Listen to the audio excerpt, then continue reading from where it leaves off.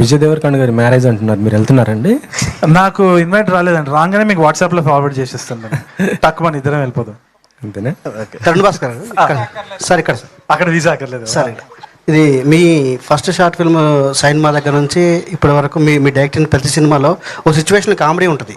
అవును. అంటే డైరెక్ట్గా తెచ్చిపెట్టిన కామెడీ కాకుండా సిచ్యువేషనల్ కామెడీ వెళ్తుంటుంది.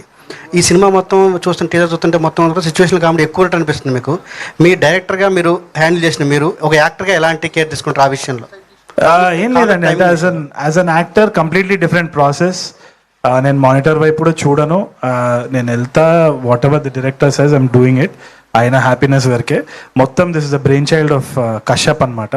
సో ఆయన్నే మెన్యూవర్ చేస్తాడు, మేము జస్ట్ పపెట్స్ అంతే. సో మీరు కొన్ని క్యారెక్టర్స్ చేశారు, ఇప్పుడు లీడ్ రోల్ చేస్తున్నారు. ఏం డిఫరెన్స్ ఎలా అనిపిస్తుంది మీకు దీనికి సెట్లో కానీ? లైక్ క్యారవాన్ కొంచెం పెద్దది ఇస్తున్నారు అంతే, అంతే ఉంటుంది, ఏముండదు, అదే సేమ్ థింగ్. సెట్ మీద వెళ్తాం.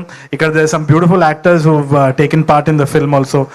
Tarun, Vishnu and Ashish and the entire gang, చాలా మంది యాక్టర్స్ ఉన్నారు. They are extremely talented. Just నా లక్ అంతే that I'm being getting this opportunity. It's God's grace and I'm very happy అంతే. అట్లా సేమ్ టైం చెప్పండి. Just to add to that, మీరందరూ Tarun is doing acting also direction అని చెప్తున్నారు. Kashyap is also acting in this film. మీకు అదే, అది ఇంకా నేను ఇరికేలేదు.